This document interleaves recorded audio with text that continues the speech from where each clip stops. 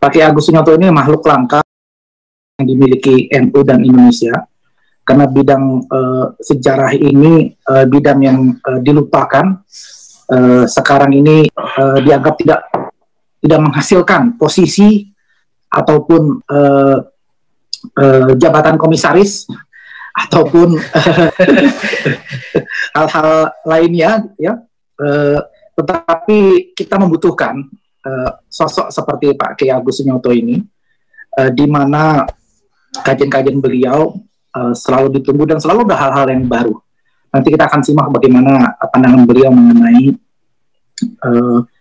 jejak-jejak Majapahit di bumi kangguru dan kiwi, ya, di Australia dan New Zealand nanti. Assalamualaikum warahmatullahi wabarakatuh. Waalaikumsalam warahmatullahi wabarakatuh. Alhamdulillahirabbil alamin wa bihi nasta'inu ala umuri dunya waddin wassalatu wassalamu ala asyrofil anbiya'i wal mursalin sayyidina wa maulana Muhammadin wa ala alihi wa ashabihi ajma'in. Amma ba'd. Pada sahabat-sahabat di PCI NU Australia dan New Zealand, ya. Tadi seperti yang disampaikan dalam pengantar oleh Gus Nadir Shah tentang hubungan antara Kerajaan Makassar dengan Australia. Ya, di sana memang ada wilayah Marigi, itu yang orang-orang suku Yolngu di sana itu bisa bahasa Makassar, ya, karena ada hubungan. Juga di gua-gua di sana itu ada gambar kapal-kapal yang dengan layar-layar tinggi. Padahal orang-orang di Australia itu suku aslinya nggak mengenal kapal, nggak ada itu kapal besar dengan layar-layar, nggak ada. Nah, itu menunjukkan ada hubungan dengan Nusantara. Nah, satu hal, kenapa kita tidak pernah melihat Australia itu sebagai sesuatu yang ada hubungan dengan Nusantara? Karena sejak kecil kita belajar di sekolah sudah diajarkan satu mindset sejarah yang mematok kita itu wilayahnya namanya Nusantara, Nusantara dan lautan India. Jadi format sejarah kita, wilayah kita ya Indonesia sekarang ini. Ya, kenapa? Karena terletak di antara dua benua dan dua lautan. Itu format sudah mematikan konsep kita untuk mengenal tempat lain. Dan itu kita yakini. Kenapa? Ditanamkan oleh sekolah dasar. Ya. Tapi kalau kita buka lagi dengan membaca dokumen-dokumen lama, loh, apa benar penemu benua kosong yang tidak dikenal itu James Cook? Ya. Tahun 1760-an. Apa betul orang-orang kita tidak pernah mengenal Australia? Ya. Faktanya itu ada tanah Marigi, ya, yang di sana orang-orang sudah mengenal dengan orang-orang Makassar. Pelaut Bugis Makassar sudah dikenal di sana. Ya. Dan di daerah Marigi itu juga ada wilayah yang disebut dengan nama Kayu Jawa. Berarti ada hubungan dengan Jawa ini. Ya. Nanti kita akan banyak menemukan kata-kata, ya, lokasi-lokasi kuno seperti Madura. Silakan aja dicari. Dari mana itu Madura itu? Ya, dekat Perth sana ada Madura. Ya, ada lagi beberapa lokasi yang namanya Madura. Ada lagi dekat Perth itu yang agak masuk ke dalam tempat namanya Nambi. Ini kok sama dengan nama orang yang dikirim Kertanegara ke Udaka Matraya dulu. Ya. Udaka Matraya itu adalah benua kering besar, tapi di seberang lautan besar. Inilah yang kemudian saya asumsikan ini yang disebut Australia sebetulnya. Ya, benua di seberang lautan besar. Jadi tanah besar di tempat lautan besar. Kenapa saya memiliki asumsi seperti itu? Kalau kita membuka naskah-naskah kuno, terutama naskah-naskah dari India yang kita kenal, ya, seperti naskah Ramayana dan naskah Mahabharata. Orang-orang India mencatat di dalam Ramayana maupun di dalam Mahabharata bangsa yang tinggal di lautan selatan India. Ya. Mereka menyebut dengan nama Kalakea. Kalakea ini adalah bangsa keturunan daripada Dewi Kalaka. Ya, Kalaka itu bentuk tunggal, Kalakea itu bentuk jamak. Jadi keturunan Kalaka itu namanya Kalakea. Ya. Nanti kalau keturunan Pandu, Pandu ini nama orang, keturunannya namanya Pandawa. Kuru, Kurawa itu. Nah, bangsa Kalakea di dalam Ramayana maupun Mahabharata. Belakangan tentang cerita legenda Bahubali itu digambarkan lebih realistis lagi. Oh, Kalakea itu adalah bangsa berkulit hitam, berambut keriting, ya, matanya lebar, hidungnya besar. Ya, itu gambaran orang Melanesia. Ya, jadi Ramayana dan Mahabharata menganggap bahwa penghuni laut ini orang-orang Melanesia, ya, yang kulitnya hitam, rambutnya keriting. Ya. Nah, itu nanti realitasnya akan divisualisasi di dalam film Bahubali. Ya. Nah, ini digambarkan bangsa yang sangat agresif. Ya. Kalau sudah menyerang naik ke benua India itu, mereka jutaan orang naik ke sana, menyerang, bahkan digambarkan menyerbu tempatnya Dewa Indra di Indraloka itu di Amarawati sana. Naik, dihancurkan ini semuanya. Ya. Bahkan pernah digambarkan bangsa Kalakea ini menyerang Brahma Loka, ya, tempat persemayamannya Dewa Brahma. Pokoknya negatif lah, ini bangsa yang suka jara, suka menyerang, suka perang dan seterusnya, anti dewa dan seterusnya. Ini gambaran tentang penghuni lautan. Ya. Jadi orang India selalu merasa ngeri kalau orang dari lautan itu sudah naik. Ya, karena India kan bangsa benua, bukan bangsa laut. Jadi tidak begitu kenal. Dia hanya menyebutkan bahwa di antara raja-raja Kalakea itu, ya, ada yang namanya Paulama, ada yang namanya Raja Sagara, ya. Tempat tinggalnya itu di kelihatan di Hiranyapura, ya, kotak emas, ya, itu yang kadang-kadang kelihatan, kadang-kadang tidak, ya, timbul tenggelam. Jadi mereka menggambarkan laut itu sesuatu yang menakutkan. Ya. Nah, kalau kita mempelajari ilmu antropologi fisik, kita akan menemukan bahwa zaman kuno seluruh wilayah Nusantara itu memang dihuni oleh ras Melanesia. Ya. Kasih contoh, 60.000 tahun sebelum Masehi itu pernah digali di wilayah Tulungagung di daerah Wajak. Di sana ditemukan fosil manusia purba. Setelah direkonstruksi, ditemukan manusia dengan ciri-ciri aborigin Melanesia. Ya. Temuan di Wajak itulah yang dinamakan Homo wajakensis. Ya. Orang kulit hitam, rambutnya keriting, ya, ya persis orang-orang aborigin. Artinya Jawa dulu pada tahun 60.000 sebelum Masehi, ya, itu sudah dihuni penduduk kulit hitam. Ya, saya kira pulau-pulau yang lain juga sama. Termasuk ketika Ramayana menggambarkan bagaimana penguasa laut itu namanya Varuna. Ya. Varuna ini adalah penguasa lautan, dewa lautan.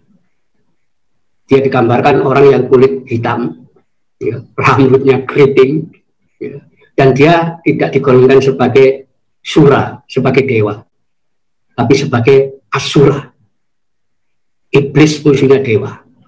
Karena kulitnya hitam tapi kesaktiannya luar biasa. Ya, ini agak aneh ya.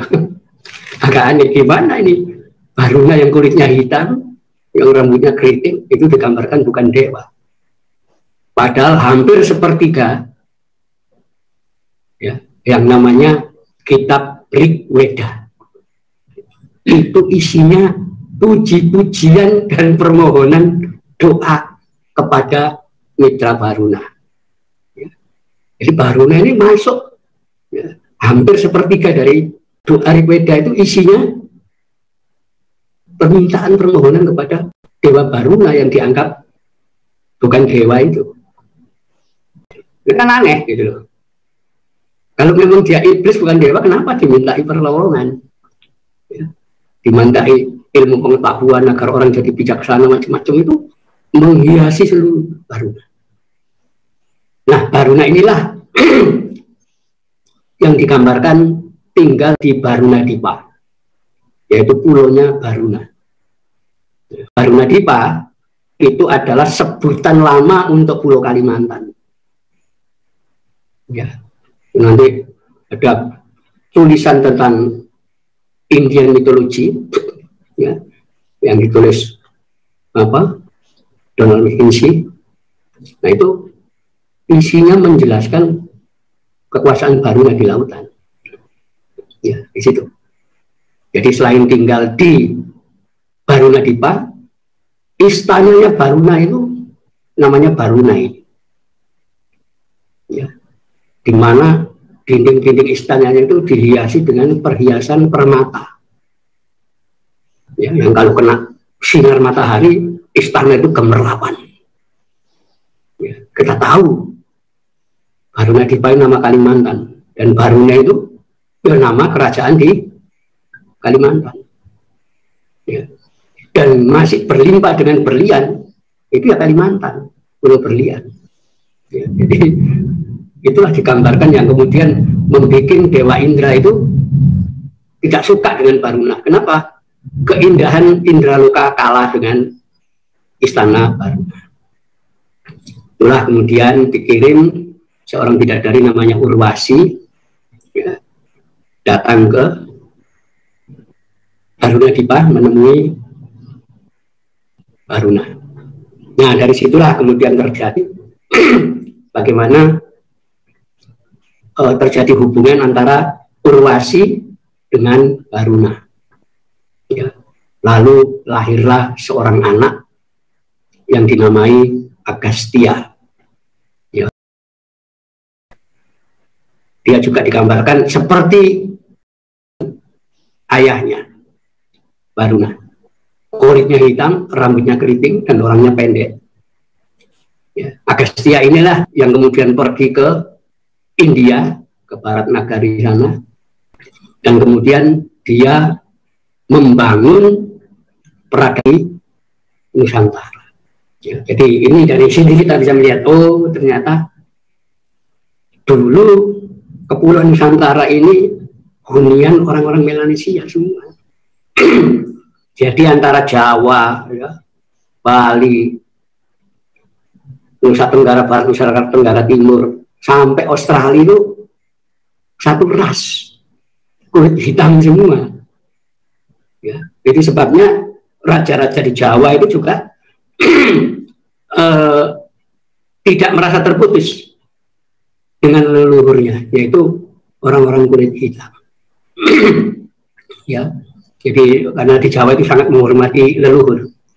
Ya, itulah kalau dalam teori antropologi fisik kita akan melihat bahwa 4.000 tahun sebelum Masehi ya, sampai tahun 2000 sebelum Masehi terjadi gelombang masuknya ras Austronesia dari Asia ke Kepulauan Nusantara. Ya, identitas ras Austronesia ini identitas Mongolit, yaitu kulitnya kuning, rambutnya lurus, matanya sipit, hidungnya kecil. Mereka yang bergerak masuk ke Kepulauan Nusantara.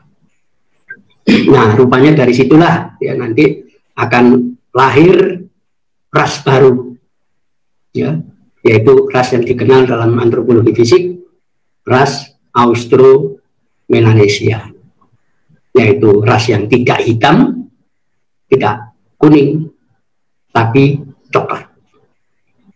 Ya, rambutnya tidak keriting, juga tidak lurus, tapi ikal berombak.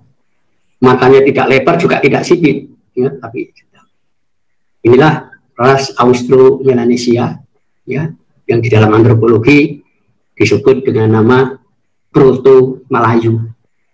Ya, nanti ada gelombang berikutnya datang, itu adalah gelombang Austronesia berikutnya. Lahirlah golongan Deutero-Melayu. Ya, yang itu menunjukkan hubungan antara ras kulit hitam dan ras kulit kuning Austronesia. Ya. Nah, nanti baik Proto-Melayu maupun Deutero-Melayu itu menunjukkan bahwa mereka itu adalah punya hubungan dengan Austronesian, ya, orang-orang Mongolit itu dengan penanda bayi yang lahir dari kalangan Austronesia itu bagian pantatnya berwarna biru, ya, itu pasti ada Austronesian, Mongolit. Ya. Kalau sudah dewasa, bercak biru itu hilang sendiri. Ya. Nah, inilah yang kemudian membentuk masyarakat di Nusantara. Jadi sebetulnya kalau kita lihat, loh, ini berarti ada hubungan ini antara leluhur orang Melanesia dengan orang-orang Melayu ini. Nah, di Jawa itu mereka mengakui leluhur kita dulu kulit hitam. Itu sebabnya dalam cerita pewayangan Jawa selalu dimunculkan leluhur yang lebih hebat, ya, dibanding dewa-dewa. Ya, ya, tokoh kulit hitam Punokawan itu, Semar, Bagong, Petruk, itu adalah gambaran leluhur zaman kuno. Ya, di mana orang-orang yang berkedudukan sebagai pamong, pemelihara masyarakat ini, yang di dalam masyarakat Hindu waktu itu dianggap kelompok Punokawan itu pelayan rendah, tapi mereka digambarkan orang-orang ini hebat. Ya, kalau mereka sudah marah, dewa tertinggi pun kalah. Ya, itu menunjukkan bahwa mereka leluhur kita tuh kulit hitam. Kalau sudah marah orang-orang kulit hitam ini, dewa pun kalah. Nah, ini ada gambaran alam bawah sadar orang-orang Jawa untuk mengakui bahwa leluhurnya kulit hitam. Itu sebabnya di dalam pewayangan Jawa, pemenang-pemenang itu, orang-orang yang unggul itu selalu digambarkan kulit hitam. Ya. Bima, ya, itu tokoh yang sakti. Tapi kalau dia sudah melakukan triwikrama, membaca mantra-mantra ilmu, maka dia akan berubah menjadi tokoh Jagalabilawa, wayang yang kulitnya hitam. Selalu begitu muncul. Nah, juga kalau sudah muncul dan dalam keadaan terjepit, dia akan melakukan triwikrama, wujudnya hitam. Ya, jadi ini menunjukkan masih ada hubungan antara masyarakat Nusantara, ya, terutama Jawa, itu dengan penduduk Australia. Ya, di situ. Karena itu beberapa nama di sana itu udah jelas ada hubungan dengan kosakata Jawa. Ya, termasuk nanti dengan New Zealand macam-macam itu ada hubungan semua. Ya, jadi kenapa? Sangat lama. Ya. Nah, ini yang tidak banyak dipahami orang, gitu, bahwa ada hubungan antara orang-orang di Jawa dengan orang-orang di Australia, dengan orang-orang di Papua. Ya. Nah, karena itu di wilayah Mariki, sebelum tanah Mariki itu orang-orang Makassar datang, orang-orang zaman Mojopahit, Singosari, zaman Mataram kuno sudah masuk di sana. Ya. Kenapa? Untuk ziarah ke tempat suci. Jadi di Australia itu ada gunung besar, itu masih menggunakan nama Jawa kuno. Ya. Jadi dianggap itu gunung suci. Ya, sekalipun bukan gunung berapi, tapi gunung batu, tapi dianggap gunung suci. Itu kalau tidak salah di wilayah Australia Utara, ya, tapi di tengah tempatnya. Jadi mereka nyebut dengan nama Kata Juta. Jadi kalau dicari itu, ya, Gunung Kata Juta. Itu bahasa Jawa kuno. Kata Juta itu artinya banyak kepala. Kata itu banyak. Juta, ceta itu kepala. Itu bukit suci zaman dulu. Itu yang tempat orang-orang Jawa selalu ke sana. Ya. Jadi ke tempat suci itu sekalipun jauh didatangi. Ya. Nah itulah nanti ada beberapa tempat itu berhubungan dengan kosakata Jawa. Ya. Jadi di situ. Jadi di sana misalnya ada tempat namanya Matarangkah. Dari kata-kata Mataram sebetulnya. Di sana ada tempat namanya Nakara, macam-macam itu. Besok Kawi loh, besok kuno. Ya, ada tempat namanya Rakula. Ya, di sana, ya, termasuk sebutan ombak-ombak itu, ya kata-kata ombak, nggak bukan. Ya, dan itu beberapa kali kita akan lihat, termasuk nama-nama Madura itu banyak sekali kita temukan di sana. Artinya ada hubungan dengan kita. Gambar-gambar itu yang mereka bikinkan itu juga sama. Ya, ada tempat namanya kayu Jawa, ya, kemudian ada koin-koin emas yang digunakan di sana. Ya, bahkan kemudian belakangan selain ditemukan meriam lantaka, meriamnya orang-orang Makassar, itu juga ditemukan meriam dengan cap Mojopahit. Artinya secara arkeologis Mojopahit pernah datang ke Australia. Ya, nama-nama kuno itu juga sama di sana. Ya. Apalagi nanti kalau sudah menyangkut New Zealand, ya, New Zealand itu bukan aborigin, ya, tapi orang-orang Maori itu adalah orang-orang Australasia. Dan Australasianya agak beda dengan Australasia di wilayah Pasifik, ya. Karena mereka mengenal tradisi-tradisi yang tidak ada di wilayah Pasifik, tapi itu adanya adalah di wilayah Nusantara. Ya. Tradisi apa? Suku Maori itu mengenal kalau perang mereka mengayau kepala, memenggal kepala musuh, kemudian dijadikan kebanggaan di situ. Itu tradisi dari sini. Ya. Dan bahasa di sana di Australia, New Zealand itu lebih dekat dengan bahasa Kawi Jawa kuno. Ya. Misalnya mereka menyebut burung dengan sebutan manu. Itu kan bahasa Jawa manu kan, artinya burung. Mereka kata-kata manu. Ya. Koru manu, bulu manu. Ya, bulunya burung ini. Itu bahasa Maori kayak begitu itu. Kamu kowe, loh, bahasa Jawa itu. Ya. Iya dia, sama. Ambil mirip. Ika ikan. Ya, mereka coba nanti dipelajari lagi itu. Kalau bahasa aborigin kita sudah kesulitan. Ya, karena apa? Orang-orang aborigin sendiri sekarang sudah kehilangan kemampuan berbahasa aborigin. Yang menguasai bahasa aborigin justru orang-orang kulit putih. Kasihan sekali mereka sudah hilang itu. Ya. Dan saya tidak mau menyebut mereka dengan sebutan aborigin. Itu kan sebutan dari orang-orang Inggris itu. Ya. Mereka menyebut aborigin dari kata-kata ab dan origin kan.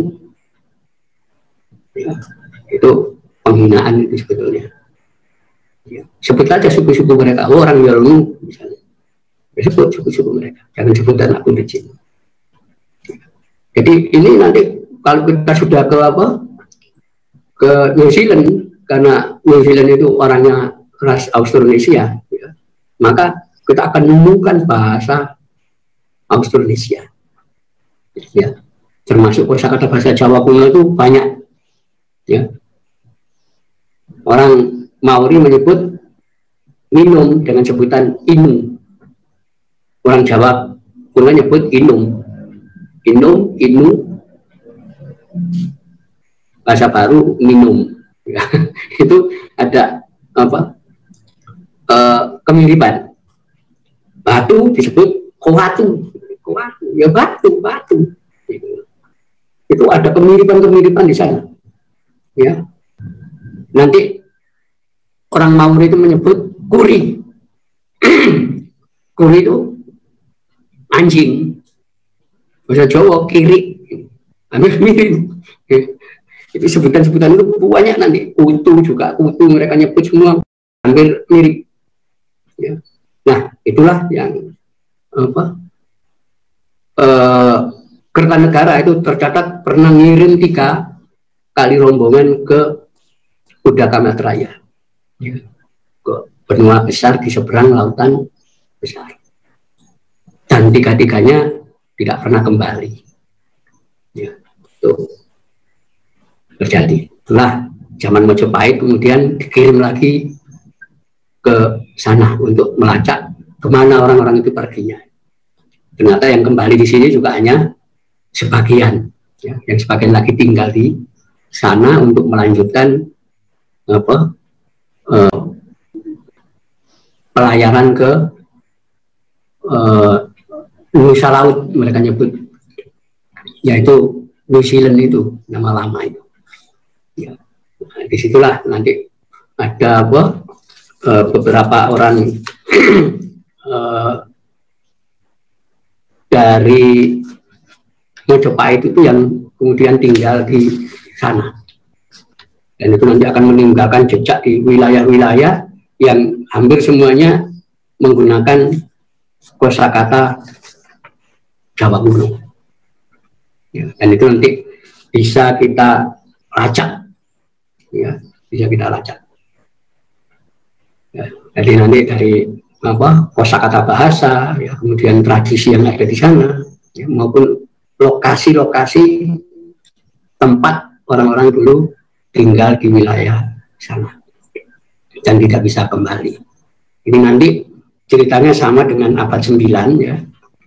Itu ketika orang-orang dari Jawa campuran dengan orang-orang dari Kalimantan itu melakukan perjalanan ke selatan. Ya. Mereka naik 1000 kapal. Ya. Tetapi karena wilayah ini yang mereka lewati itu wilayah Samudra India, dan itu dekat sekali dengan jalur pelayaran, maka di pantai Malindi ada orang Arab namanya Ibnu Lakis, itu mencatat kedatangan 1000 kapal. Mereka menyebut orang wah-wah, ya. Mungkin pendengaran Ibnu Lakis Jawa disebut wah-wah, ya. Ada 1000 kapal. Mereka bergerak katanya mencari orang-orang Jenggi, orang-orang kulit hitam, untuk dijadikan budak dijual kepada Kaisar Cina. Dan mereka bergerak terus ke selatan dan tidak pernah kembali sampai Ibnu Lakis meninggal dunia. Ya. Kemana ini 1000 kapal ini? Yang menurut perjalanan mereka sudah setahun, ya, merantau di lautan dengan 1000 kapal. Tidak ada berita lagi. Belakangan baru ketahui ada pulau besar di timur Afrika namanya Madagaskar. Itu penduduknya bukan kulit hitam, tapi kulit coklat. Ya. Dan mereka semua mengaku kita keturunan Jawa, tapi tidak tahu Jawa sebelah mana. Sampai sekarang. Ya. Saya punya kamus kecil Madagaskar Indonesia. Dari kamus itu kita bisa tahu, kosakata Jawa luar biasa banyaknya di dalam bahasa Madagaskar. Artinya orang kita sudah keliling kemana-mana sebetulnya. Ya. Apalagi Australia yang begitu dekat. Gitu. Ini Madagaskar yang, ya, ribuan kilo jauhnya didatangi. Jadi di situ kita harus mulai membuka lagi. Oh ternyata ada hubungan tradisional sebetulnya antara Australia dengan Nusantara. Kenapa? Karena dulu asalnya rasnya sama, ras aborigin semua. Ini yang perlu kita pahami itu seperti itu. Ya, itu sampai sekarang yang namanya Jawa yang dulu pusatnya orang-orang Talakea atau Homo Wajahins Indonesian itu tetap memelihara hubungan antara ras kulit hitam dengan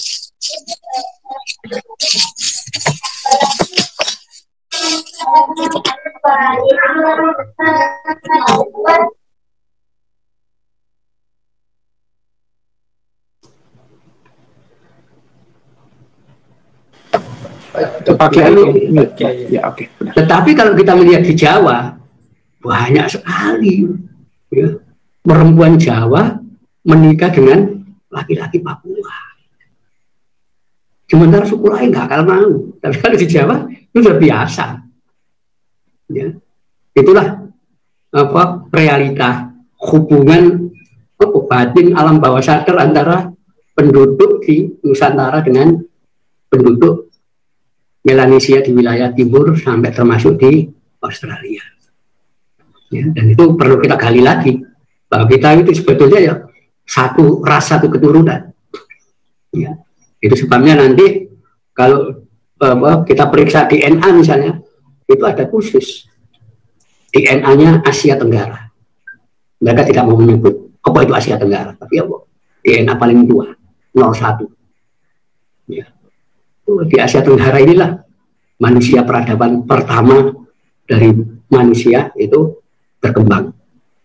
Ya, dan kita yakin itu ini dari orang-orang yang tinggal di wilayah ini dulu yang awalnya adalah orang-orang Melanesia.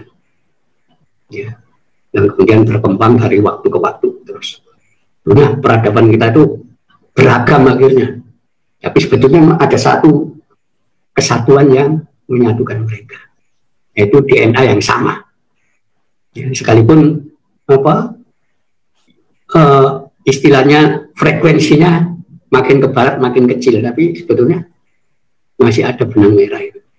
Ya.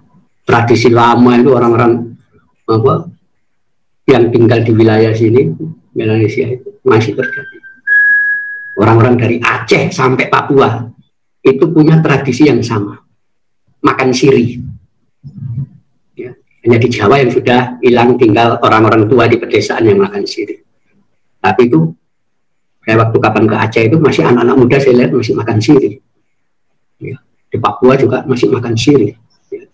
Orang-orang di Flores dan makan sirih masih. Ya, orang Sumba makan sirih. Itu tradisi yang ada di wilayah Nusantara.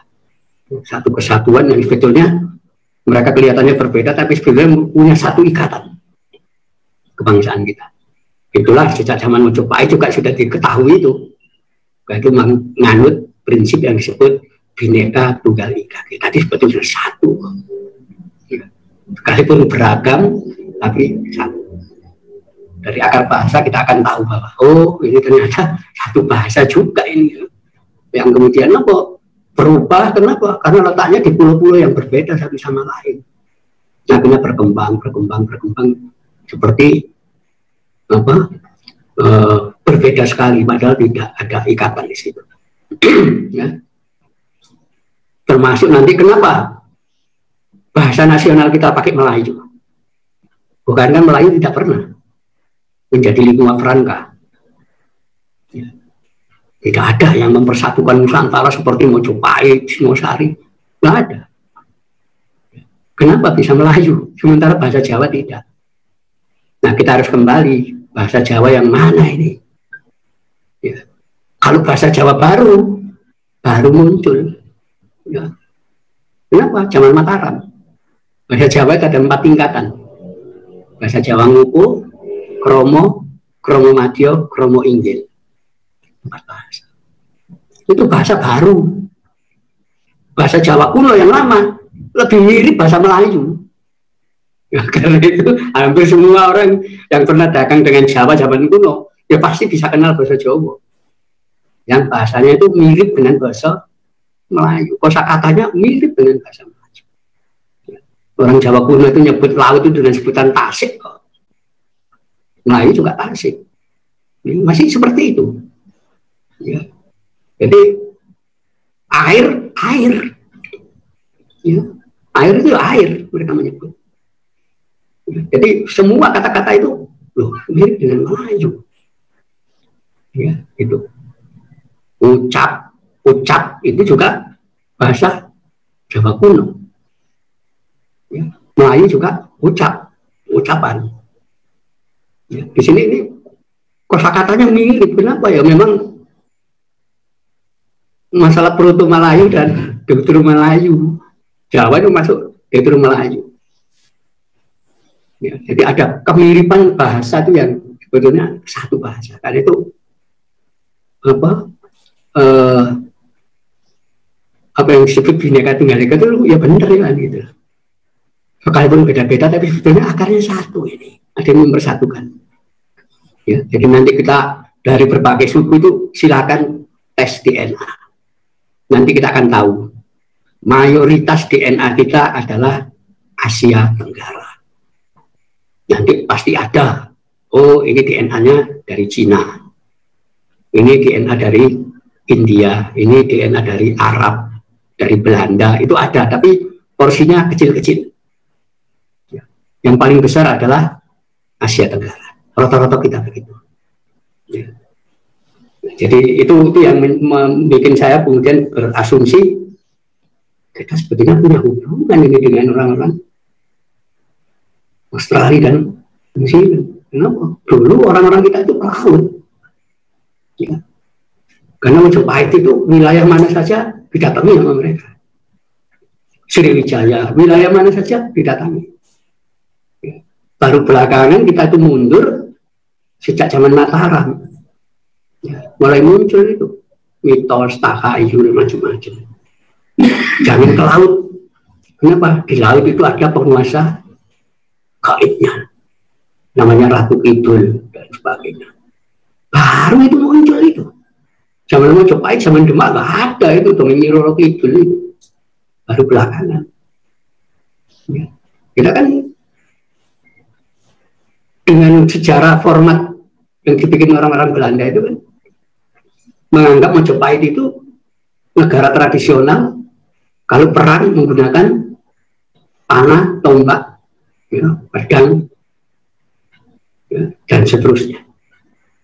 Padahal dalam fakta tidak. Orang-orang Portugis awal yang datang di sini, misalnya Tommy Pires, tahun 1513, dia masih menyatakan kerajaan Majapahit di Daya, di Daha itu masih ada. Ya. Dan Majapahit masih memiliki 100.000 pasukan yang bersenjatakan musket, bedil. Majapahit itu produksi bedil, produksi meriam. Ya, itu nanti bisa kita lihat ketika Alfonso d'Albuquerque, ya, tanggal 19 Juli 1511 menyerang Malaka. Ya. D'Albuquerque dengan yakin bahwa hanya pasukan Portugis yang punya meriam-meriam besar. Ternyata ketika akan menyerang Malaka, dia mendapat surat dari anak buahnya, Diego de Coelho, yang ditahan oleh Sultan Mahmud dari Malaka. Sebelumnya dia lapor. Ya. Dalam surat, Diego de Coelho menyatakan, Tuan jangan gegabah menyerang Malaka. Karena Malaka dilengkapi dengan meriam-meriam ukuran besar yang didatangkan dari Jawa. Alfonso d'Albuquerque tidak percaya. Ya.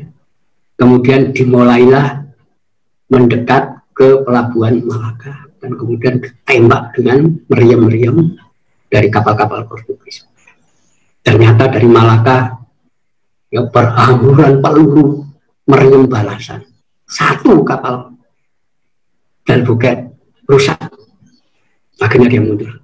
Baru dia percaya bahwa Malaka dilengkapi dengan meriam-meriam yang didatangkan dari Jawa.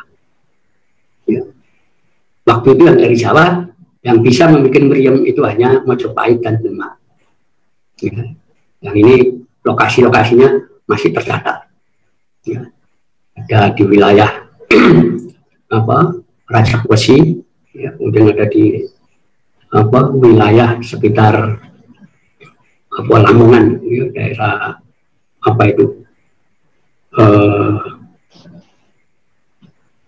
sekarang masuk dulu, ya, itu untuk bikin mesiu, tapi pengecoran meriamnya itu ada di daerah Rajabesi sekitar Bojonegoro. Itu masih ada catatan-catatan kuno itu. Artinya mulai zaman Mojopahit kita sudah bisa bikin meriam, bisa bikin bedil. Gitu. Kenapa di dalam sejarah sekolah? Nah, Mojopahit itu negara yang terbelakang. Ya. Misalnya bikin keris, bikin pedang, bikin tombak, bikin panah. Faktanya enggak. Ya. Belakangan baru ditemukan juga meriam dengan cap Mojopahit di Australia. Ya. Ini menunjukkan orang zaman kuno sudah maju. Kenapa sejarah kita itu diformat seperti itu? Ya, seolah-olah kita itu hanya di wilayah antara benua Australia dan benua Asia, antara Pasifik dan Samudra India. Format kita enggak, bangsa kita lebih luas dari itu. Nah, itu Australia juga masuk wilayah Mojopahit zaman dulu. Dengan ditempatkannya orang-orang mulai zaman Singosari sampai Mojopahit di wilayah itu. Sekalipun secara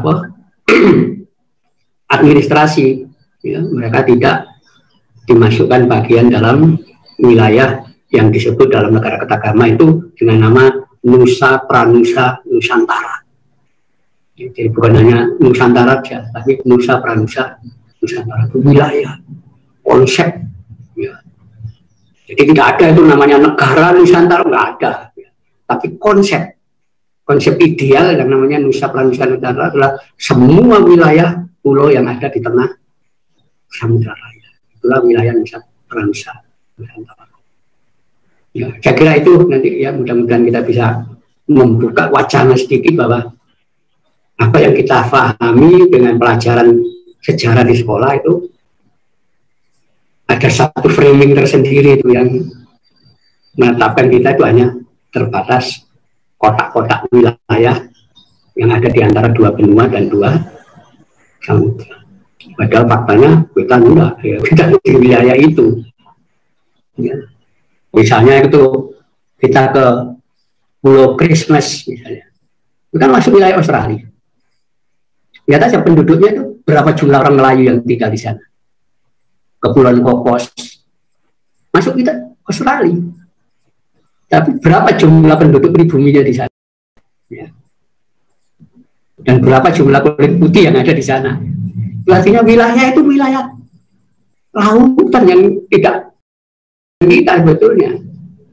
Ya, itulah kesadaran itu harus kita buka dari situ dulu. Sebetulnya wilayah lautan ini adalah satu darah, ya, satu DNA, ya, dan kemudian mereka berpencar-pencar ke beberapa. Dan itu belakangan ada teori, oh ini negara Lemuria, ya, mereka istilah-istilah itu. Sebetulnya itu adalah usaha untuk menunjukkan bahwa ada hubungan satu dengan yang lain antara semua wilayah pulau yang ada di muka dunia ini, yang tersebar antara Pasifik dan Samudra India. Ya kira itu mudah-mudahan nanti bisa kita bincang lebih luas lagi wawasan kita ke depan. Sekian, Assalamualaikum warahmatullahi wabarakatuh. Terima kasih Pak Kiai Nyoto yang menurut saya sangat menarik ya, membeberkan meskipun dalam istilah beliau asumsi ya, membeberkan satu deskripsi historis menurut saya yang bisa menjelaskan bahwa tidak dipungkiri adanya satu hubungan antara Nusantara yang pada waktu itu dipimpin oleh kerajaan Majapahit, dikuasai Majapahit, dan hubungannya dengan Australia dan New Zealand yang tadi Pak Kiai Agus Sunyoto menggambarkan adanya persamaan bahasa, kemudian tradisi dan juga ada tempat-tempat yang mungkin sekarang tidak terlalu banyak diketahui bahwa ada hubungan yang baik dalam istilahnya hubungan batin antara pemerintahan Majapahit dahulu dengan yang terjadi dalam hubungannya dengan masyarakat yang ada di negeri yang disebut dengan Australia saat ini dan New Zealand.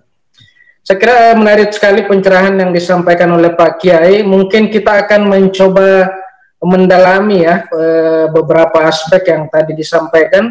Silakan kalau ada yang ingin bertanya bisa menuliskan chat atau raise hand, mengangkat tangan di ini biar saya lihat siapa yang ingin mau bertanya secara langsung ya, atau juga bisa menuliskan chatnya biar saya bisa baca. Kalau ekspedisi Tamalayu sendiri, Pak Kiai hanya mengambil wilayah Sumatera dan Jawa ya. Kenapa tidak ambil wilayah Australia misalnya? Ya, cukup sekian Pak Kiai. Ya, yang lain mungkin? Ya, satu lagi dari saya bacakan pertanyaan dari Gus Nanda. Sebutan Madura terdapat di Australia Barat dan kebetulan di Australia Barat juga ada tempat bernama Nambi. Secara sepintas figur Nambi juga dikenal sebagai Rakrian Mahapati Nambi. Beliau putra dari Raden Arya Wiraraja dari Madura Timur. Apakah ini dapat kita gunakan sebagai postulat sementara bahwa ada hubungan antara Madura dan Australia? Demikian pertanyaan dari Gus Nanda, Pak Kiai. Ya. Ya. Jadi yang pertama tadi, kenapa orientasi Majapahit itu lebih ke arah Sumatera dan Jawa. Ya. Sebetulnya hampir semuanya sama. Ya. Jadi gagasan Nusantara yang disebut Nusa Pranusa Nusantara itu Kertanegara, bukan Gajah Mada. Itu kan dari kitab Pararaton itu. Ya. Pararaton itu naskah baru. Ya. Seolah-olah Gajah Mada itu yang mempersatukan Nusantara. Tidak. Nusantara sudah dipersatukan sejak zaman Kertanegara. Ya. Nah ini wilayah timur itu praktis sudah menjadi bagian daripada wilayah Majapahit waktu itu, wilayah Singosari waktu itu. Kenapa?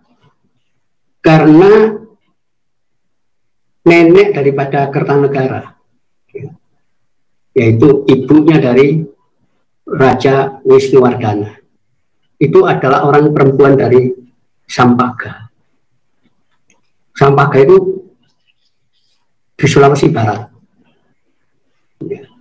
Jadi di Sulawesi Barat itu sampai sekarang masih ada desa namanya Monjopahit, macam-macam itu masih ada. Itu sebabnya hubungan Singosari dengan wilayah Sulawesi itu sudah selesai zaman Kertanegara itu. Ya, mereka masih sekerabat dengan kerajaan-kerajaan Ganda Dewata, macam-macam itu sudah selesai masa itu. Ya, yang jadi problem itu justru wilayah bekas Sriwijaya. Ya, itulah sampai ada upaya penaklukan Pamalayu. Ya, nah ini yang dilakukan. Kenapa? Karena ada perbedaan pandang antara Kertanegara dengan Suwarnabumi. Ya, di mana Suwarnabumi ini merupakan kerajaan Buddha, ya. Tetapi mereka mengikuti ajaran Dharmakirti, Mahaguru zaman Sriwijaya dulu. Ya. Yang ini muridnya orang-orang dari India, dari Tibet itu berguru ke Sriwijaya. Di mana dalam konsep Dharma Kirti itu manusia ini tidak ada perbedaan satu dengan yang lain. Semua sama. Ya. Memang Buddha tidak mengenal kasta-kasta seperti itu. Tapi ini bagi Kertanegara tidak bisa seperti itu. Ya. Kenapa? Loh, binatang saja ada yang kepala kelompok menjadi rajanya binatang. Mana mungkin tidak ada perbedaan? Harus ada perbedaan antara pemimpin dan yang dipimpin. Disitulah ada konsep perbedaan di situ. Ya, nanti kita bisa melihat itu idealisme orang-orang dari Sumatera itu mayoritas egaliter. Kenapa? Ajaran Dharma Kirti itu yang tidak disukai oleh Kertanegara. Itulah sampai dikirim pasukan Pamalayu untuk menegakkan hierarki kekuasaan di Nusantara. Jadi tiap manusia itu harus ada perbedaan. Tidak akan mungkin manusia itu rata semua, nggak bisa. Ya. Kenapa? Air sungai kehidupan itu dasarnya harus ada perbedaan tinggi dan rendah. Kalau sama, air nggak mengalir, kehidupan juga nggak bakal mengalir. Itu prinsipnya Kertanegara di situ. Itulah terjadi penaklukan terhadap kerajaan Suwarnadipa. Ya, ini yaitu dengan mengirimkan Pamalayu itu. Ya.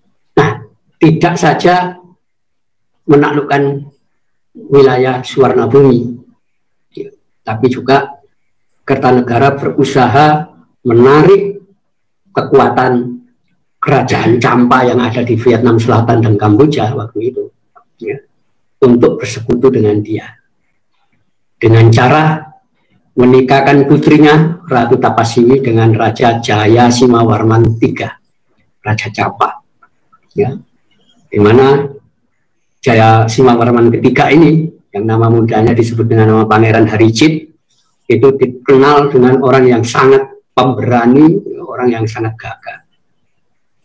Yang ketika Kubilai Khan mengirimkan utusan, ya, agar Champa tunduk kepada Kekaisaran Tartar, ya, Jayasimawarman menangkap utusan itu dan kemudian memasukkan ke dalam penjara. Inilah nanti yang menginspirasi Kertanegara untuk melukai utusan Kubilai Khan berikutnya. Jadi peristiwa Raja Champa menawan duta dari Kubilai Khan itu lebih dulu. Itu sebabnya Kertanegara menyatakan, ya, Jayasimawarman ini pemberani, pahlawan, ya, dan menginspirasi. Karena itu dia diberi hadiah, dinikahkan dengan putrinya Ratu Tapasiwi. Itulah nanti yang melahirkan raja-raja Champa berikutnya. Ya. Itu nanti ada hubungan juga dengan Nusantara. Ya, jadi itu gagasan Nusantara itu Kertanegara. Ya, karena itu dulu lebih dikirimkan ke arah Sumatera dalam rangka penaklukan, karena itu ada perbedaan prinsip antara kerajaan-kerajaan sana dengan di wilayah timur tidak ada perbedaan. Kenapa? Nah, konsep di wilayah Sulawesi itu manusia berbeda. Ya. Mana keluarga bangsawan dan mana yang bukan, itu ada perbedaan. Jadi tidak begitu berbeda, ya, antara wilayah timur dengan gagasan Kertanegara, karena kebanyakan masih keluarga semua di situ. Jadi nanti raja-raja Majapahit itu punya keturunan di wilayah timur itu sudah biasa. Termasuk nanti Majapahit Sulawijaya kelima itu sampai menikah dengan perempuan dari Banda. Nah, nanti lahir anak namanya Bondan Kejawen. Jadi kata-kata perempuan Wandan itu Banda, tapi Jawa juga, karena bapaknya Jawa. Bondan Kejawen ini yang menurunkan raja-raja Mataram, ya, itu juga terah dari Majapahit. Jadi gagasan itu sebetulnya Kertanegara, bukan Gajah Mada. Gajah Mada hanya penerus saja, Kertanegara untuk oleh pengkhianatan. Saya kira itu nanti ya, dan yang berkaitan dengan apa tadi itu yang kedua itu pertanyaan tentang pernyataan tentang adanya kata Madura dan figur Nambi di Australia itu, Pak Kiai. Jadi ada dua tokoh Nambi di situ. Ya. Jadi di dalam catatan kuno, Nambi itu adalah nama awalnya Banyak Wide. Ya. Ini adalah putra seorang pendeta. Ya. Dan ada lagi namanya Empu Tambi. Empu Tambi inilah yang di dalam prasasti adalah Mahapati Majapahit. Ya. Anaknya Empu Sina dari Lumajang. Jadi bukan Arya Wiraraja Nambi ini, tapi anaknya Empu Sina. Ya. Arya Raja Dikara itu dari Lumajang. Yang putranya Arya Wiraja itu Ronggolawi, yang nanti permusuhan dengan Empu Tambi ini. Ya. Nah, rupanya yang dikirim oleh Kertanegara ke Udakamatraya itu adalah Nambi yang nama asalnya adalah Banyak Wide. Ya, ini yang kemudian tidak kembali. Ya, jadi ada dua nama, yang satu Nambi, yang satu Tambi. Itu nanti ada di prasasti-prasasti itu menyebutkan seperti itu. Ya, dalam memahami sejarah kita memang harus cermat itu. Oh, ternyata orang yang berbeda ini bukan satu orang. Itu. Dan Madura itu mulai zaman dulu sebetulnya pelaut, ya, bangsa pelaut. Ya. Sampai lagu utama di Madura, ya, itu menceritakan tentang laut. Ya. Lagu Ngapote, Pak Lajero, Etang Kale, itu tentang laut, tentang perahu yang kemudian menerjang ombak dan sebagainya. Itu lagu yang dinyanyikan oleh anak-anak sampai dewasa. Artinya leluhurnya orang-orang Madura ini memang laut dulu. Ya. Ini yang kemudian sampai zaman Mojopahit juga kan ikut membangun Mojopahit ya. Ya. Jadi Madura ini kepercayaan orang Mojopahit. Kenapa? Dia yang membangun Mojopahit pertama di hutan tarik itu, yang membabat hutan itu orang-orang Madura, pengikutnya Ronggolawi. Ya. Nah, karena orang Madura yang babat Mojopahit itu waktu itu menemukan buah maja, dia pikir itu bisa dimakan. Ya. Tahu-tahu, sudah ini besar, ini bisa dimakan, ini dimakan.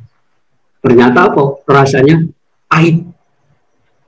Itulah kenapa tempat itu dinamakan Majapahit, karena ada buah maja yang rasanya pahit. Itu nanti ada dalam riwayat pembangunan Majapahit.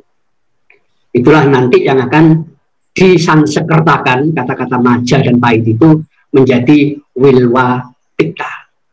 Wilwa itu artinya buah maja, Tikta itu artinya pahit. Jadi sebetulnya zaman kuno itu Madura sudah lama ya, suku-suku pelaut, suku-suku pengembara itu sudah lama itu. Dan itu kosakata bahasa Madura itu adalah banyak menyerap kosakata bahasa Jawa kuno. Kosakata Melayu itu banyak di Madura. Kenapa? Ya lingua franca, dia melaut ke beberapa daerah. Ya, jadi hampir tiap pelabuhan pasti ada orang Madura yang dagang di sana, berkeliling dia. Lalu belakangan nanti masa Mataram itu Madura betul-betul ditundukkan jadi petani. Ya. Tapi sebagian masih melakukan perdagangan, tapi kebanyakan hanya jadi nelayan-nelayan dan perdagangan dekat-dekat itu aja. Itu masa Mataram. Tapi zaman kuno, Madura itu dagangnya sampai ke Cina, sampai kemana-mana. Ya. Dan itu banyak ya, nama-nama itu yang hubungannya dengan Madura nanti, termasuk di Australia. Itu nama lama itu Madura di Australia itu. Kenapa? Ya, karena Majapahit pernah mengirim orang-orang Madura ke sana ikut dalam rombongan itu. Ya, jadi saya kira itu nanti perlu kita gali lagi itu. Kenapa sampai ada nama Madura? Ya. Nanti kita ketemu. Ya, Bekasi pakai ini ada 2 pertanyaan lagi. Saya bacakan. Yang pertama dari Mas Abah Ali Munif. Beliau menyatakan bahwa mbah-mbah buyutnya berasal dari Kalimantan, Martapura. Apakah benar asal usulnya dari Gujarat, bukan Arab? Dan dari mana asal usul suku asli Banyumas? Apa perlu saya ulangi pakai atau cukup ya? Ya, sudah. Oke, kemudian yang kedua ini dari yang kedua pertanyaan dari Ki Roni Sodewo yang tadi di chat oleh Mas Wahyu ke saya. Pertanyaannya adalah perjalanan Siara Majapahit ke Gunung Katajoda atau Uluru itu apakah sudah ada bukti tertulis atau prasasti pakai? Iya. Satu lagi mungkin yang dari Pak Mahali, apa benar Probolinggo berasal dari kata Prabulingga yang berkaitan dengan Raja Majapahit? Ini ada 3 pertanyaan. Mungkin silakan kalau masih ada pertanyaan bisa di chat atau bisa raise hand atau mengangkat tangan biar bisa bertanya secara interaktif atau langsung. Ya, silakan, monggo pakai di. Ya. Jadi ini yang mengaku keturunan dari Kalimantan dari etnis mana ini? Mas Abah Ali Munib asli dari Kalimantan ya, Martapura ya. Kalau pernyataannya dia mengatakan dari asli dari Kalimantan, Pak Kiai. Ya, jadi begini, kalau yang berkaitan dengan orang-orang Kalimantan di Kalimantan Selatan, terutama Martapura itu kan Kalimantan Selatan. Itu seperti saya jelaskan tadi bahwa Kertanegara itu menikahkan putrinya dengan Raja Campa Jayasimawarman ketiga. Bila nanti Raja Jayasimawarman yang ke-5 itu adalah putra daripada Ratu Tapasi, artinya cucunya Kertanegara dia, yaitu Raja Jayawarman 4, ke-5. Nanti setelah itu dia digantikan dengan saudaranya, ya, yaitu Jayasimawarman ke-6 yang namanya Cianan. Cianan ini pernah tinggal di Mojopahit, ya, dan kemudian diberi gelar Arya Raja Bidkara itu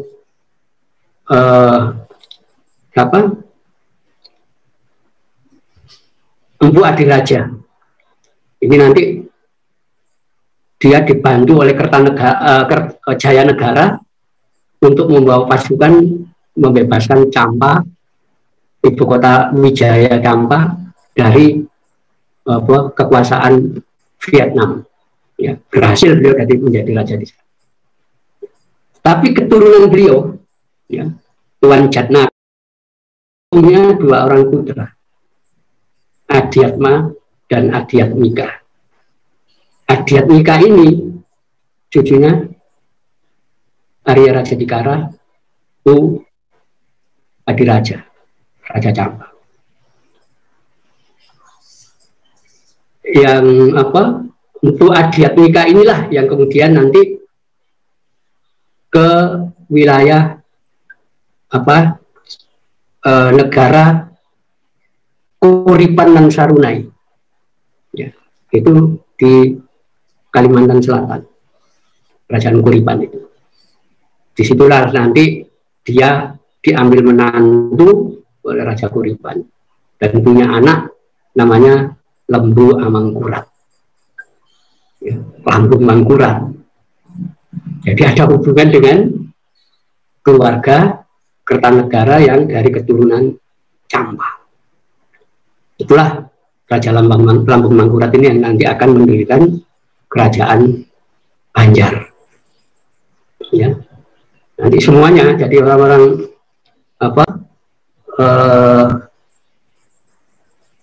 Kalimantan Selatan itu sebetulnya lebih banyak keturunan dari Jawa yang membawa orang-orang dari wilayah Daha ya di Kediri itu masuk ke wilayah kerajaan untuk Adiatmika dan kemudian dilanjutkan Lampung Mangkurat itu. Nah itu bahasa di Kalimantan Selatan itu banyak sekali hubungannya dengan bahasa Jawa versi Jawa Daha versi Kediri. Itu. Jadi misalnya kalau kita baca cerita Panji itu kalau orang melakukan pinangan terhadap seseorang, laki-laki meminang perempuan, maka dia harus membawa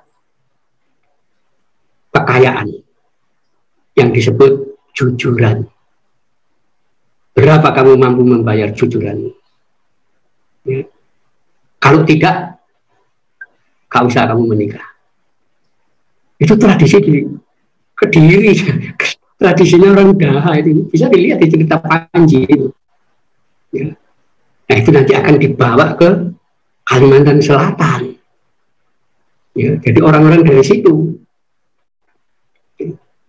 Nah itu sebabnya orang-orang wilayah Kalimantan Selatan itu hubungannya dengan Jawa itu sangat kuat.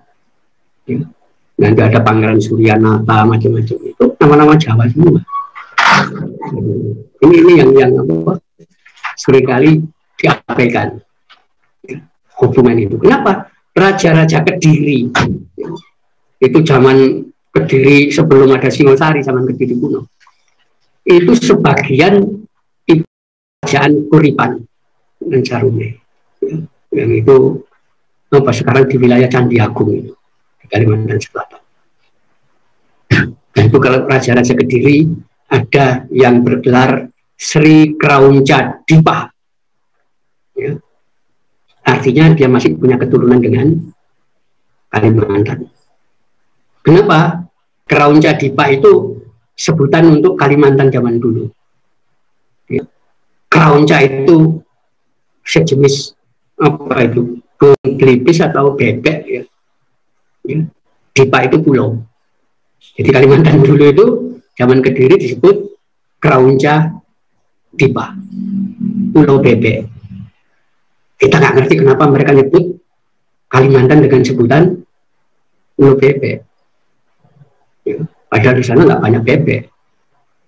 Ya, tapi mungkin setelah zaman modern kita ketahui loh bentuknya Kalimantan memang seperti bebek. Itu kan foto dari angkasa itu. Tapi zaman dulu kan belum ada. Tapi bisa tahu bahwa itu pulau bebek. Bentuknya seperti bebek. Artinya raja-raja Kediri dulu zaman kuno itu punya leluhur dari Kalimantan. Jadi sebetulnya itu berulang saja. Kalau dari Jawa kemudian jadi raja di sana, kenapa leluhurnya dulu dari Kalimantan? Jadi banyak orang-orang dari daerah lain, dari Sulawesi, dari Sumatera, dari Kalimantan datang ke Jawa dan kemudian setelah mengalami kemapanan di Jawa dia mengaku penduduk Jawa asli. Itu sudah zaman dulu kayak begitu itu. Ya. Itu sebabnya di Jawa tidak ada identitas etnis itu nggak ada. Ya. Kenapa? Loh, Jawa itu beragam masuk di situ. Ya, gak jelas keturunan dari siapa. Kalau kita ke timur, oh ada orang Maluku ini, tahu bedanya orang Maluku. Di Kalimantan, oh ya, orang-orang Dayak ini tahu tidak berbeda. Tapi ketika di Jawa nggak bisa. Orang Jawa itu bisa merah kulitnya, bisa coklat, bisa hitam, ya. Bisa kuning, macam-macam, nggak ada jelas. Identitas kelompok juga tidak ada. Di Jawa itu tidak dikenal adanya marga. Ya ada. Ya. Bahkan yang unik lagi, sebagai etnis yang paling besar ya, di Nusantara, Jawa tidak kenal. Adat istiadat itu tidak ada. Yang namanya lembaga adat, hukum adat, tidak ada. Cirinya, kenapa? Jawa itu bukan etnis. Gitu. Kenapa? Karena bercampur. Tidak jelas lagi. Belum nanti orang Jawa saling klaim. Pusatnya Jawa adalah Surakarta. Kalau sudah keluar sebelah timur, wah itu wilayah Brangwetan, seberang timur.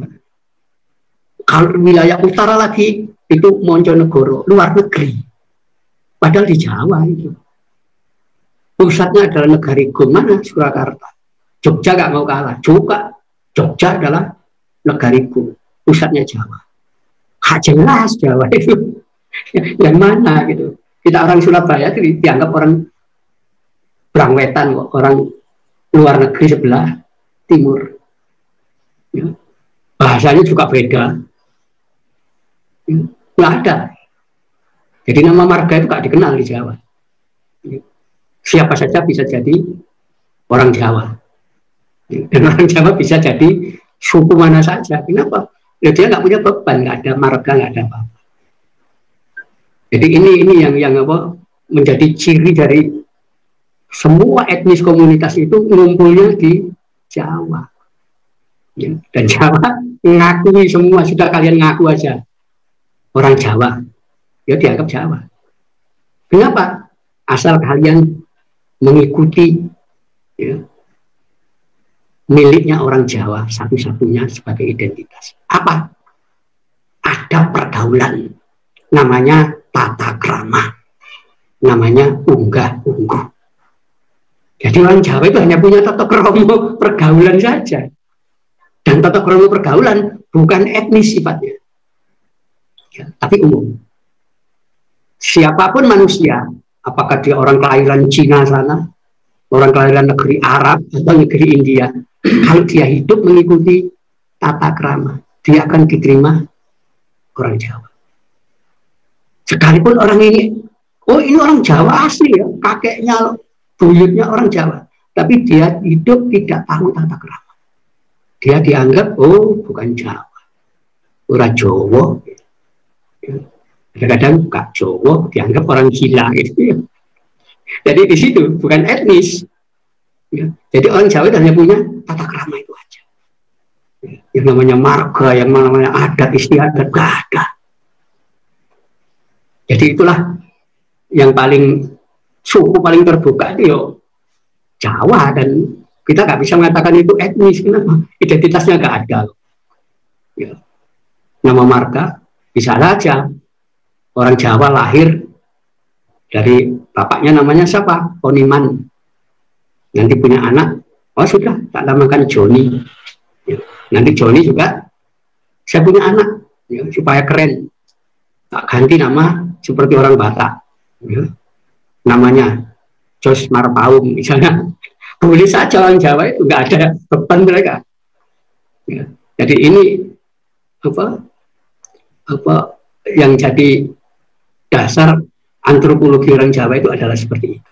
Jadi masyarakat yang paling terbuka, paling majemuk, menerima siapa saja, dan bukan etnis Jawa itu. Karena identitasnya tidak ada. Ya, kita ambil contoh kerajaan Islam, Demak. Itu orang Palembang keturunan Cina. Ya. Dia masih menggunakan Adipati Natapraja, gelarnya Senopati Jimbun Panembahan Palembang. Loh, masih ngakui kalau orang Palembang. Nanti ketika dia digantikan oleh putranya, ya, Sultan Trenggono, namanya masih Senopati Jimbun Kimas Palembang, masih menunjukkan saya berdarah Palembang. Begitu beliau bapak digantikan putranya, di situ tidak ada lagi sebutan Palembang, itu tidak ada. Kenapa? Wong Jawa asli. Padahal Palembang masih ada hubungannya. Ratu Kalinyamat itu seolah-olah sudah Jawa asli. Enggak, itu keluarga dari Palembang. Tapi sudah begitu keturunannya juga mengaku kita orang Jawa asli.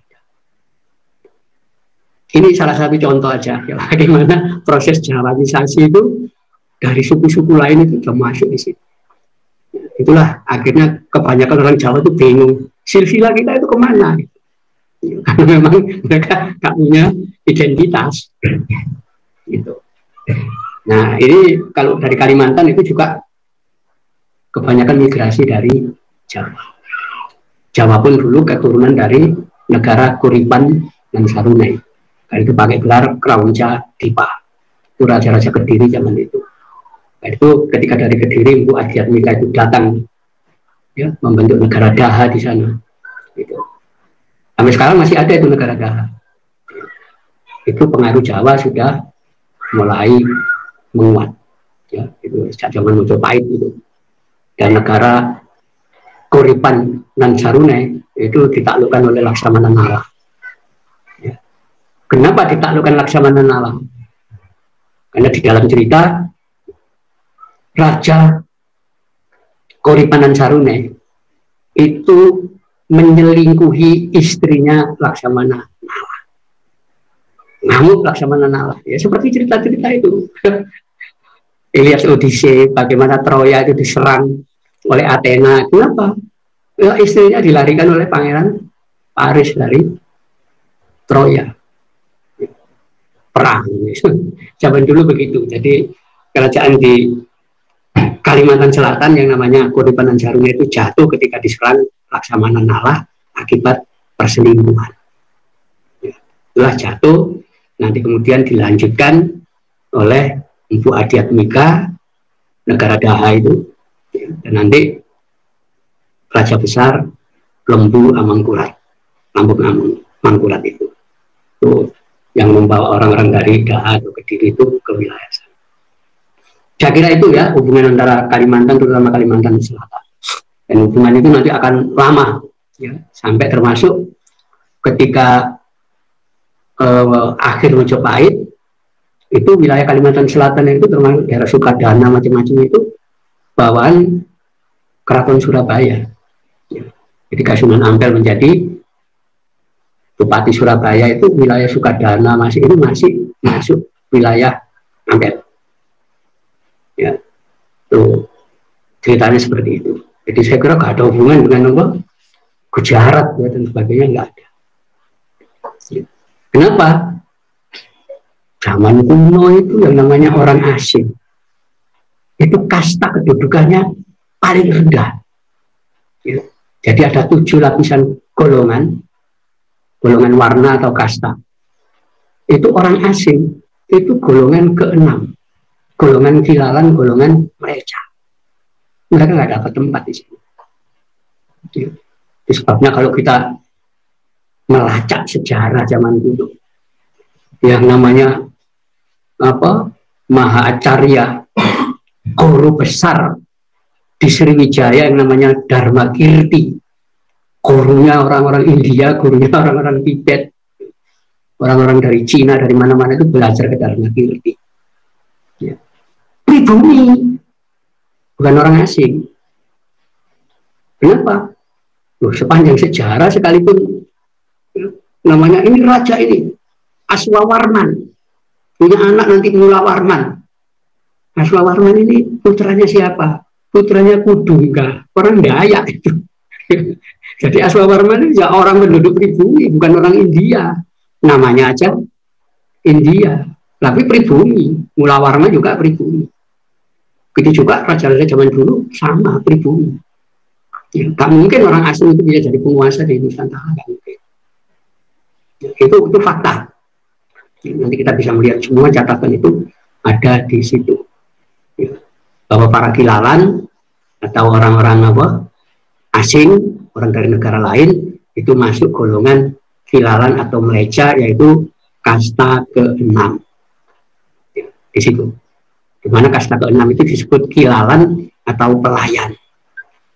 Dia hanya boleh bekerja di Nusantara ini sebagai pelayan.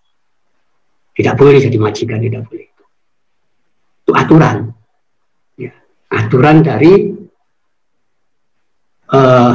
sistem kependudukan di Nusantara yang diterapkan sejak zaman Sriwijaya sampai zaman Majapahit.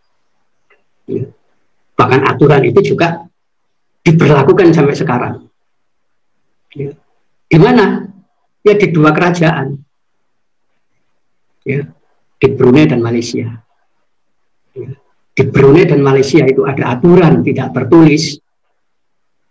Semua pelayan harus bangsa asing, kilalan. Tidak boleh. Ya.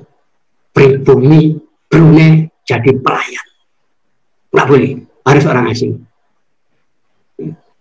Nah, susahnya orang asing itu kita orang Indonesia. Ya, bekerja jadi pelayan, ya, jadi sopir, jadi kuli. Itu aturan kekuasaan di Nusantara modelnya seperti itu.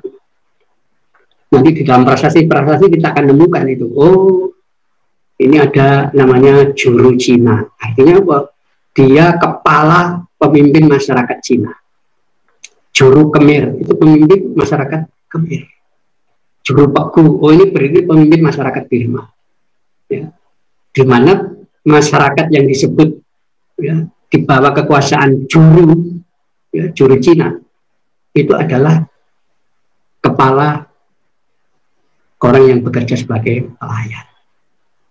Ya, juru keling, wah ini orang-orang yang dia keling ini. Nanti menjadi pelayan di sini. Ya, jadi dulu itu tertib sekali. Tidak mungkin orang asing bisa jadi penguasa di Nusantara. Pasti orang Nusantara sendiri. Ya. Nah, disitulah. Ya. Itu sebabnya Majapahit itu juga memberikan kewenangan terhadap wilayah-wilayah untuk tumbuh dengan tradisi mereka, budaya mereka. Tidak boleh diganggu. Ya. Silakan kalian. Kalau punya agama, silakan. Kalau punya tradisi, silakan tradisi. Jangan kalian menjadi orang Majapahit, enggak. Ya. Kalian punya sendiri. Itulah yang disebut Bhinneka Tunggal Ika, kita sebetulnya satu keturunan. Ya. Itu kesadaran orang-orang zaman dulu. Nah ini yang tidak kita pahami ini. Ya, terutama ketika kita mengikuti pandangan-pandangan dari schooling system, dari pendidikan sekolah. Itu diformat oleh kolonial memang untuk yang melemahkan kita, DVD itu kita dipecah-pecah gitu. Padahal sebetulnya enggak ada hubungan satu dengan yang lain. Saya kira itu. Kalau pertanyaan ini dari Mas Wahyu tadi nih, Gus Wahyu, Pak Kiai, apakah ada bukti tertulis atau prasasti tentang Gunung Kaca Joda atau Uluru di Australia Utara itu? Ya, kata Joda itu memang, tapi itu kata bahasa Jawa. Kosakata bahasa Jawa.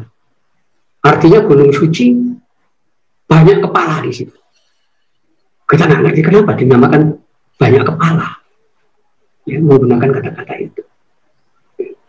Tapi itu sampai sekarang, saya kira orang Aborigin masih menganggap itu gunung suci. Ya. Dan di Jawa juga sama menganggap itu gunung suci. Nah, ada lagi yang cataran kuno. Yang berkaitan dengan binatang anjing. Orang Jawa kuno itu mengenal anjing zaman kuno yang mereka pelihara itu luar biasa. Mereka menyebut dengan nama Warijal. Itu anjing purba yang dibawa oleh kawanan orang-orang Kalakea itu nyerang India, nyerang mana-mana dengan anjing ini. Anjing ini sangat gesit, sangat itu sulit ditangkap. Ya. Dan itu hanya orang-orang zaman dulu itu yang mampu mengendalikan itu. Nah itu nama-nama anjing Rijal macam-macam itu masih dikenal di orang Aborigin. Ya. Anjing jenis Rijal itu masih ada. Padahal itu kosakata zaman kuno, sebutan untuk hewan anjing yang bisa untuk berperang dan sebagainya. Itu nanti ada hubungannya dengan Murijal itu dengan anjing menyanyi yang ada di Papua. Ya. Itu anjing khusus memang. Itu yang sulit ya, sampai National Geographic itu kesulitan untuk mencari anjing itu jenis itu. Sekalipun ada tapi sulit. Ya. Nah ini disebut di dalam naskah kuno tentang jenis anjing ini. Ya. Itu luar biasa sebetulnya. Nah kita harus pelan-pelan membuka itu. Oh ternyata ada hubungannya ini dengan ini, keyakinan orang-orang kuno itu. Saya kira itu juga nanti yang ditanyakan tadi tentang apa itu? Kata Purbalingga. Ya, kata Purbalingga. Nama baru Purbalingga itu. Ya, nama baru. Jadi nama Probolinggo itu abad 17 sampai awal abad 18 itu masih Kadipaten Banger. Ya, belum ada Probolinggo, itu nama baru. Ya, jadi namanya Kadipaten Banger. Nama-nama lama. Ya, kalau Pasuruan udah lama. Ya, nama Pasuruan. Tapi kalau Probolinggo baru. Ya, ini nanti apa? Banyak nama-nama tempat yang itu masih ada abad 15 ya. Belakangan sudah banyak berubah, sudah banyak ganti. Jadi misalnya perjalanan Sunan Kalijogo ya, mencatat bahwa di Jawa ini ada 197 kerajaan dari bangsa Jin. Dalam Kidung Purwojati disebutkan itu satu-satu nama di situ. Wilayah ini nama rajanya Jin siapa itu ada semua. Tapi ketika kita lacak pada zaman ini ternyata banyak ya, nama tempat yang sudah berubah. Sebagian malah hilang. Ya, karena itu nama-nama di Australia kita lacak itu juga kita cari. Dulu ini disebut apa ini wilayah ini? Ya. Nah, jejak-jejak orang Jawa itu juga terlihat di Australia. Apa? Adanya tanaman asem Jawa. Ya. Nah, ada di Australia itu asem Jawa itu. Nah, itu ada di Australia berkembang ya. Artinya ada orang Jawa yang datang ke sana dan menanam pohon itu. Itu di wilayah Kimberley itu selain ada Maride juga ada daerah yang disebut kayu Jawa orang-orang dulu ya. Nah kenapa itu tidak dimasukkan diangkat raja atau apa di sana, karena dianggap itu bagian daripada tempat suci leluhur zaman dulu ya. Termasuk di wilayah Onin itu di Papua ini juga tidak dimasukkan di dalam wilayah administrasi. Ya, kenapa? Ya dianggap ini dulu tempat leluhur zaman kuno. Ya, jadi datang ke sana hanya untuk satu penghormatan aja terhadap leluhur-leluhur di sana. Saya kira prosesnya itu. Ya. Jadi kita harus betul-betul mendekati sesuatu dengan apa? Data yang ada. Ya, kalau tidak ada ya kita lacak, kita cari di mana itu sebetulnya. Tapi yang pasti kita menolak itu. Ya.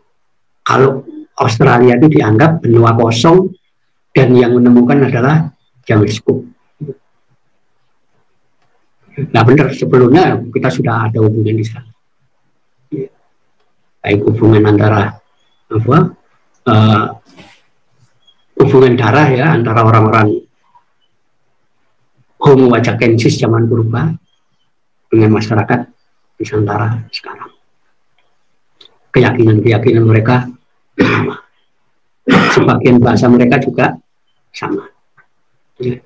Cuman yang kita agak kesulitan itu karena orang aborigin yang kita sebut aborigin itu sudah kehilangan kemampuan mengenal bahasa ibu mereka. Yang paham bahasa mereka adalah orang-orang kulit putih. Ya. Nah itu kita jangan sampai mengalami nasib seperti itu. Ya, karena ada ramalan wong Jawa hilang Jawa nih. Orang Jawa sudah tidak bisa bahasa Jawa. Itu nasibnya nanti kayak aborigin itu. Saya tidak bisa bahasa lagi. Bahasa ibunya itu aku tidak tahu. Ya.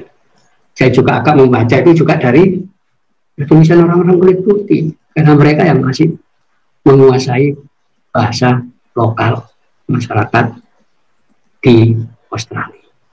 Ini mengerikan sekali itu ya. Bangsa yang sudah kehilangan identitas sampai kehilangan bahasanya itu udah. Jangan sampai dialami oleh bangsa kita. Karena itu kita harus melacak dari zaman dulu untuk apa, mengungkap sejarah-sejarah masa lampau supaya jangan sampai hilang. Nanti kalau sudah hilang itu nasibnya kayak orang-orang Kurdi. Bangsa Kurdi itu udah hilang karena apa? Tradisi budayanya tidak ada. Ya, akhirnya hilang. Ya. Atau orang-orang Khazar ya, dari wilayah Georgia sana. Itu bangsa yang sudah kehilangan bahasanya juga. Hilang akhirnya dari daftar dunia. Kita tidak ingin seperti itu. Apapun alasannya, oh, ini globalisasi, kita jadi bangsa internasional. Tidak. Kita tetap bahwa kita punya akar di sini. Tidak boleh kalah dengan internasionalisasi. Karena itu kita secara elit harus membaca sejarah kita sendiri. Bahwa dari zaman kuno, kita sudah merupakan bangsa yang maju, yang punya peradaban tinggi dan punya identitas. Saya kira itu. Mungkin, monggo kalau ada yang ingin pertanyaan lagi. Pak Kiai, masih ada beberapa pertanyaan lagi yang ditanyakan di chat, tapi saya tidak tahu ini Gus Dodi karena waktu ya kita alokasikan 2 jam dan juga mempertimbangkan mungkin kegiatan-kegiatan lain dari para peserta Nahdien yang mungkin ada agenda lain. Jadi mohon maaf pertanyaan-pertanyaan yang masuk di sesi terakhir kami tidak, karena kendala waktu ya. Jadi kami mohon maaf sekali dari PCI NU Western Australia. Nanti mungkin bisa berhubungan langsung dengan Pak Kiai ya untuk hal-hal yang meminta rekomendasi buku dan lain-lain. Sebagai akhir untuk acara ini, saya ada sedikit beberapa kesimpulan yang dari perbincangan kita dari awal, dari sambutan Gus Nadir sampai paparan yang sangat eksploratif dari Pak Kiai Agus Sunyoto. Kita diharapkan bahwa asumsi historis dengan data-data yang sebenarnya cukup banyak ya, ada tradisi, ada persamaan bahasa, ada bahkan ziarah ke Gunung Suci dan meriam kuno yang ada dan koin Majapahit. Ini sebenarnya bukti awal yang saya pikir bisa dikaji lebih jauh secara penelitian arkeologis ya, dan juga mungkin bukti-bukti dari buku-buku yang kuno yang belum banyak dieksplor. Nah ini sedikit yang bisa saya sampaikan, tetapi kami dari PCI NU Australia mengucapkan terima kasih banyak kepada Gus Nadir dan seluruh pengurus PCI NU Australia New Zealand. Ada Gus Tupel dan seluruh jajarannya juga, dan terutama kepada Pak Kiai Agus Sunyoto yang telah meluangkan waktu dan memberikan kita banyak pencerahan hari ini. Saya pribadi banyak belajar dari apa yang disampaikan, dan saya pikir peserta Nahdien dari seluruh dunia hari ini juga belajar banyak dari perjamuan ilmiah pada hari ini. Kita akan akhiri. Sebelumnya saya ingin menyampaikan mohon maaf apabila ada kekurangan dalam penyelenggaraan majelis ilmu atau Zoom webinar pada sore hari ini yang dilaksanakan kerjasama PCI NU Australia New Zealand dan PCI NU Western Australia. Terima kasih banyak kepada Pak Kiai dan seluruh peserta Nahdien. terakhir marilah kita menutup acara ini dengan sama-sama membaca doa penutup majelis. Subhanakallahumma wa bihamdika asyhadu an la ilaha illa anta astaghfiruka wa atubu ilaik. Demikian kami dari PCNI Australia mengucapkan terima kasih banyak. Mudah-mudahan kita bisa bertemu dalam Zoom webinar yang lain. Demikian, Assalamualaikum warahmatullahi wabarakatuh. Waalaikumsalam warahmatullahi wabarakatuh. Terima kasih Kiai Agus. Terima kasih Gus Nadir dan Gus Tufel dan juga para Terima kasih Kiai Agus. Mas Tati. Assalamualaikum. Terima kasih ya. Ananda, Gus Tufel.